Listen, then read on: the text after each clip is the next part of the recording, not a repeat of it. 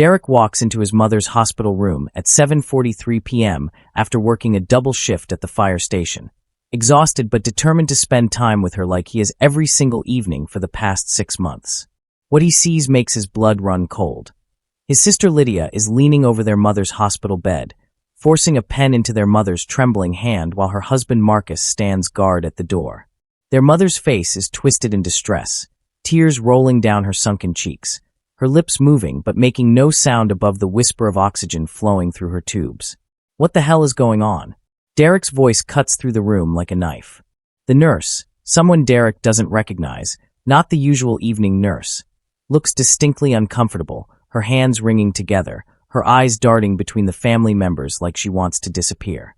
Lydia doesn't even look at Derek, just keeps that pen pressed against their mother's fingers. She's signing the will. It's what Mom wants. Her final wishes. Stop interfering, Derek. But their mother is crying silently, her whole body shaking, trying to pull her hand away, but too weak, too sick, too defeated. Derek crosses the room in 3 strides and reaches for the document, but Marcus moves to block him, a wall of muscle in an expensive suit. Back off, Marcus says quietly, his voice carrying a threat Derek has heard before in burning buildings before they collapse. This is family business. Derek ignores him and grabs his mother's free hand. Her fingers close around his with surprising strength, the grip of someone drowning, desperate. She looks up at Derek with those eyes that used to be so bright and are now dulled by morphine and pain, and she whispers one broken word through cracked lips. Stop her. The words are barely audible over the beeping monitors, but they land like a gunshot. Derek's world tilts on its axis. His mother isn't signing this willingly. This isn't end-of-life planning. This is coercion. This is abuse. Derek snatches the document from under the pen before Lydia can react, but Marcus grabs his arm hard enough to bruise. Give that back. Lydia's voice is ice. Mom wants this. She wants to make sure everything is handled properly before. Before what? Derek's voice shakes with rage. Before you steal everything she and Dad built. Lydia's mask slips for just a second, pure venom flashing across her perfectly made-up face. Call security, she tells Marcus. Derek's disturbing mom. The nurse, her name tag says Jennifer, moves toward the door, but as she passes Derek, she slips something into his jacket pocket. The movement is so subtle that Derek almost misses it. Then she's gone, leaving Derek alone with his dying mother, his scheming sister, and a document that smells like fraud. Get out, Lydia hisses. Before I have you arrested for harassment. Derek leaves, but not before kissing his mother's forehead and whispering, I'll fix this, Mom. I promise. In the hallway, he pulls out what Jennifer gave him, a sticky note with shaky handwriting that says simply, check the cameras. Room 447. She didn't want to sign. Derek spends 3 hours fighting with the hospital administration to see his mother alone. Lydia has apparently told everyone he's unstable and aggressive, painting herself as the protective daughter while Derek becomes the problematic son. It's only when his mother wakes from her morphine-induced sleep and specifically asks for Derek, and only Derek, that they finally let him back in the room. She looks so small in that hospital bed, this woman who raised him and his sister alone after their father died in a car accident 12 years ago. This woman who worked 2 jobs to put them through college, who never missed a birthday or a school play, who taught Derek that integrity matters more than wealth. Baby, she whispers when Derek takes her hand, I'm so sorry. She threatened me. Said if I didn't sign, she'd stop my treatments. Cut off my care. Let me die alone and in pain. Derek feels tears burning his eyes, but won't let them fall. Not yet. Not when his mother needs him to be strong. Mom, you don't have to apologize. None of this is your fault. His mother's grip tightens with desperate urgency. Your father, what your father left for you. The original will, she can't have it. It was for you and her equally. But she wants everything. Derek, please. Protect what your father left. Don't let her. The monitor alarm screams, and Derek's world stops. Nurses rush in, pushing him aside, medical jargon flying. Code blue. Crash cart. Derek stands frozen in the corner watching them try to bring his mother back, but he can see in their eyes that they've done this dance too many times. At 2:47 a.m., his mother takes her last breath. Derek holds her hand as she goes, whispering that he loves her, that he'll protect her legacy, that he won't let Lydia win. And as she dies, he sees Lydia in the doorway, watching with dry eyes and something that looks almost like satisfaction. The funeral planning becomes a power struggle. Lydia immediately takes charge, barking orders at the funeral home staff, choosing flowers their mother would have hated, inviting people their mother couldn't stand. She plays the grieving daughter perfectly for the gathered relatives, dabbing at dry eyes with tissues while accepting condolences. Derek watches her hug their mother's best friend while simultaneously texting Marcus. Derek catches a glimpse of the message. Will is done. Tomorrow we handle the house. At the reception after the funeral, Derek overhears Marcus whisper to Lydia, "We destroy everything else tomorrow." Everything else, meaning evidence, meaning documents, meaning anything that contradicts their fraudulent will. Derek makes a decision. He'll go to their mother's house tonight, before they can sanitize it. But when he arrives at 11 p.m., he discovers new locks on every door. He tries his key, the one his mother gave him years ago for emergencies, but it doesn't work. Through the window, he sees Lydia and Marcus inside, bags and bags of documents spread across the dining room table.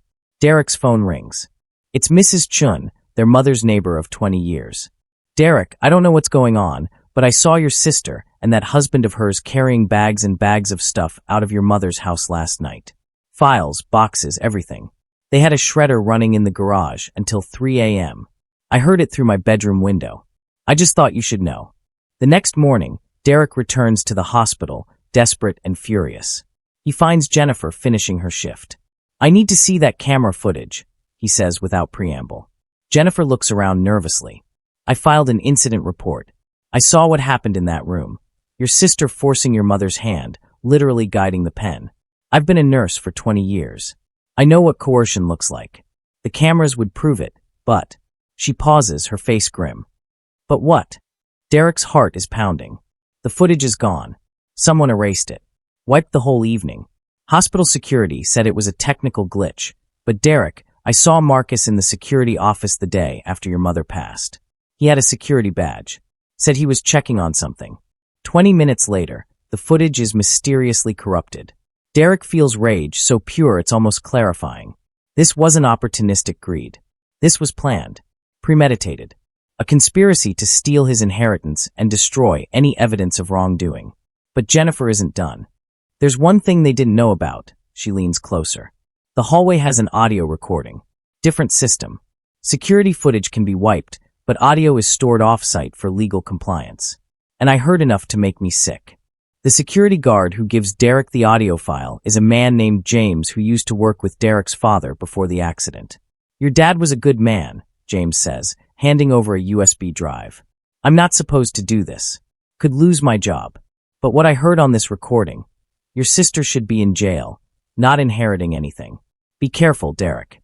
These people are dangerous when cornered." Derek listens to the audio in his car, his hands shaking so badly he can barely hold the phone. Lydia's voice, cold and calculated. "Sign it, Mom. Sign it now, or we stop the treatment. I'll tell the doctors you refused further care. You'll die in pain alone, and Derek won't even know until it's too late. Is that what you want? Sign the will, and we'll make sure you're comfortable. Fight us and you die hard. Your choice." There's a long pause, then their mother's broken voice. "Please, Lydia. Don't do this. Your father wanted you both. Dad's dead. Sign the damn paper." Derek plays it 3 times, each repetition like a fresh wound. Then he calls a lawyer. Not just any lawyer, Elizabeth Chun, Mrs. Chen's daughter and one of the best estate attorneys in the state. She listens to the audio, examines the photo Derek managed to take of the will before Marcus grabbed it, and her expression grows darker with each revelation. This is elder abuse, coercion, document fraud. Derek, this will is legally worthless. Wrong date format, wrong legal phrasing, signature style doesn't match any previous documents. But here's what I don't understand. If they were going to forge it anyway, why force your mother to actually sign? Why the whole performance? Because they're not just greedy, Derek realizes. They're arrogant. They wanted her to feel defeated. They wanted to break her before she died. Elizabeth nods grimly. Then let's make sure they pay for every second of her suffering. Over the next week, Derek investigates. He discovers Lydia has been systematically draining their mother's bank accounts for 8 months, since the terminal diagnosis. $60,000 gone, transferred to accounts in Lydia and Marcus's names with memo lines like consulting and caregiver fees. Derek digs deeper into Marcus's background and finds a trail of fraud allegations from previous jobs, including one that resulted in a quiet resignation right before a formal investigation. Marcus is a professional con artist, and Lydia brought him into their family like a hired gun. The envelope the nurse found in Derek's mother's belongings contains a handwritten letter dated 2 weeks before her death, when she still had strength and clarity. My dearest Derek, if you're reading this, I'm gone and I fear Lydia has done exactly what she threatened. I've tried so hard to believe the best of her, but I can't ignore the evidence anymore. She's been stealing from me, threatening me. She brought that terrible man, Marcus, into our lives, and he's poisoned everything. Derek, your father, and I always intended for you and Lydia to share everything equally. We loved you both. But if something happens to me, if she tries to claim everything, know this. The truth is in the safe deposit box at First National Bank. Box 847. The key is taped inside the cover of my Bible, the one I always keep on my nightstand. Fight for what's right. Fight for what your father wanted. I'm so sorry you have to do this alone. I love you forever. Mom. Derek breaks into his mother's house. His house too legally, though Lydia has changed the locks. He climbs through a basement window at 3 a.m., adrenaline and grief driving him forward. The Bible is right where his mother said it would be, untouched in the chaos Lydia and Marcus created while cleaning. The key is exactly where she promised, taped to the inside back cover next to a photo of Derek and his father from 20 years ago. At the bank the next morning, Derek opens box 847 with shaking hands. Inside, he finds his father's original will from 12 years ago, leaving everything in trust for his wife during her lifetime, then split equally between Derek and Lydia upon her death.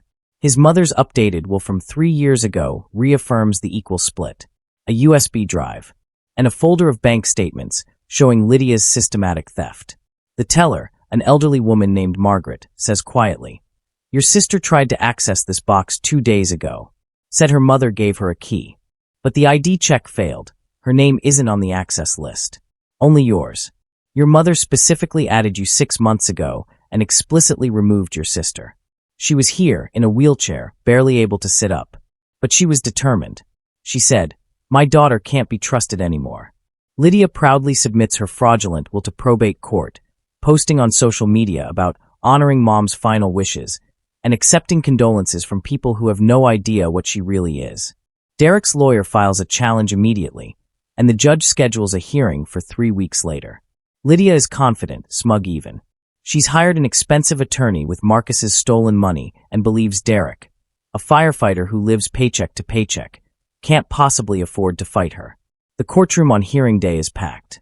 Family members, friends, and even some of their mother's former co-workers have shown up, drawn by the scandal.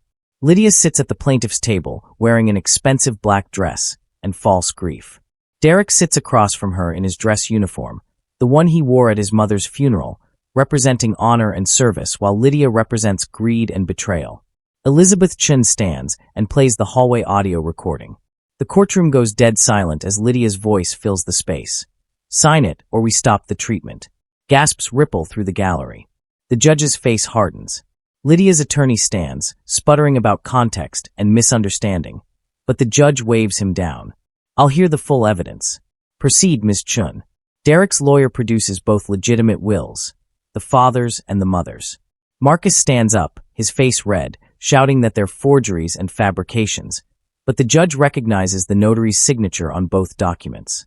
"Mr. Walsh," the judge addresses Marcus coldly, "you're not a party to this case. Sit down or I'll have you removed." The judge orders a handwriting analyst, and the court takes a 15-minute recess while the analysis is performed. When they reconvene, the analyst's testimony is damning.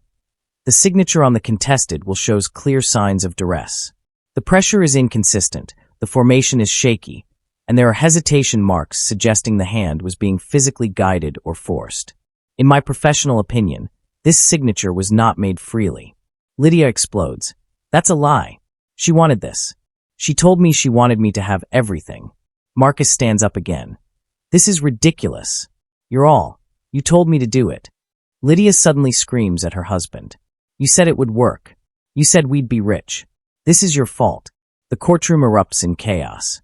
The judge bangs her gavel, calling for order, and security moves in to separate Marcus and Lydia, who are now screaming at each other, their careful facade completely shattered. When order is finally restored, Elizabeth plays the final piece of evidence: Derek's mother's video message from the USB drive. The screen lights up with Derek's mother's face, recorded in her bedroom 2 months before her death. She's thin, her hair gone from chemotherapy, but her eyes are clear and her voice is steady. "My name is Margaret in Holland. This is my will and testament, recorded on May 15th of this year. I'm making this recording because I'm afraid of what my daughter Lydia might do after I'm gone. For the past 8 months, since my diagnosis, she's been pressuring me to change my will, to give her everything and leave my son Derek with nothing. She says he abandoned the family by becoming a firefighter instead of going into business. She says he doesn't deserve what my husband and I built. But the truth is, Derek is the only one who's been here. He visits me every single night after his shifts. He takes me to appointments. He holds my hand when I'm scared. Lydia comes by once a month if I'm lucky, and only when she wants something, usually money. She's brought her husband Marcus into this, and together they've been stealing from my accounts. I have proof. I've filed police reports, though I don't know if anything will come of them. I want to make this absolutely clear. My husband and I intended for our estate to be split equally between our children. That was always our wish. If it will surfaces after my death claiming anything different, please know it was obtained through coercion or fraud. Derek is honest, kind, and everything a parent could hope for in a son. Lydia has broken my heart repeatedly, but she's still my daughter, and I hope she finds her way back to goodness someday. But she cannot have everything. That's not what her father wanted. That's not what I want. To whoever is watching this, please help Derek. He's the good one. He always has been. The courtroom is silent except for quiet crying. Derek has tears streaming down his face. Lydia has collapsed forward onto the table, her shoulders shaking. The judge takes a long moment before speaking. Based on the evidence presented, the audio recording, the handwriting analysis, the original wills, and this video testament, I'm ruling the contested will invalid. Mrs. Holland's legitimate will, dated 3 years ago and properly executed, will stand. The estate is to be divided equally between Derek Holland and Lydia Walsh, as the mother intended. The judge pauses, looking directly at Lydia. Additionally, I'm referring this case to the district attorney for criminal investigation. The evidence suggests elder abuse, financial exploitation, coercion, document fraud, and possibly more. Ma'am, you may want to consult with a criminal defense attorney. Lydia and Marcus are eventually charged with multiple felonies. Derek watches them being led away in handcuffs, Lydia still crying, Marcus still raging. He feels no triumph. Just exhaustion and grief and relief that his mother's wishes are finally being honored. 6 months later, Derek stands in his mother's house, his house now legally. He's slowly been renovating it, keeping everything his mother loved while updating the things that needed care. Her garden is blooming again, the flowers she planted years ago finally getting the attention they deserve. Photos of his parents hang on every wall, memories preserved and honored. Derek has turned the dining room into a reading nook with his mother's favorite chair positioned by the window where she used to sit and watch birds. The doorbell rings. It's Elizabeth Chun, carrying a package. "This arrived at my office," she says. "From the hospital. The nurse who helped you, Jennifer, she found something while cleaning out storage." Inside is a leather journal, worn and loved, filled with his mother's handwriting. The final entry is dated 3 days before her death. "I'm so tired. The pain is constant now, and I know I don't have much time left. Lydia came today and demanded I sign her will. I refused, and she threatened me again. Said I'd die alone and in agony if I didn't give her what she wanted. I pretended to agree just to make her leave. The moment she was gone, I called Derek. He came straight from work, still in his uniform, smelling like smoke from whatever fire he'd just put out. He held my hand and didn't ask for anything. He just sat with me. That's the difference between my children. Derek gives. Lydia takes. I've done everything I can to protect Derek's inheritance. The safe deposit box, the video, and the real wills are hidden where Lydia won't find them. If she does what I think she'll do, Derek will have to fight. But I know him. He's like his father, strong, principled, unwilling to back down from what's right even when it's hard. Derek will fix what my love couldn't. He'll expose the lies, reclaim the truth, and honor his father's memory the way I should have been strong enough to do. I'm sorry I wasn't braver. I'm sorry I let fear of Lydia's anger keep me quiet for so long. But Derek won't make that mistake.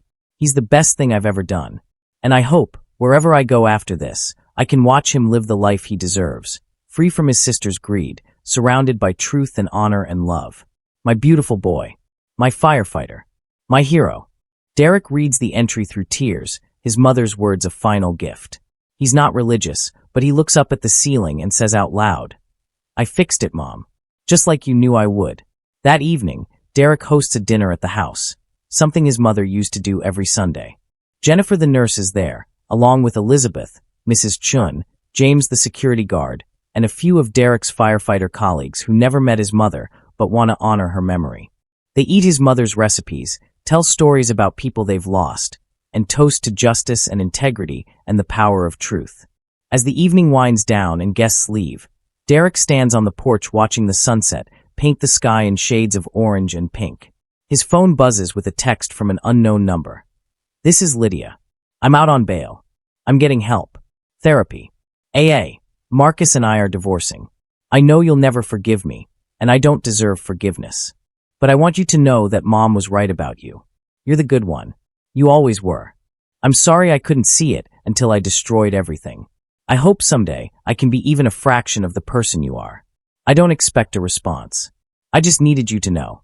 Your sister, who wishes she'd been better." Derek stares at the message for a long time. He won't respond today. Maybe not ever. Forgiveness is a long road, and some betrayals cut too deep to heal quickly. But he saves the message instead of deleting it. Because his mother loved Lydia despite everything. Because his father would have wanted him to leave the door open, even just a crack, for redemption.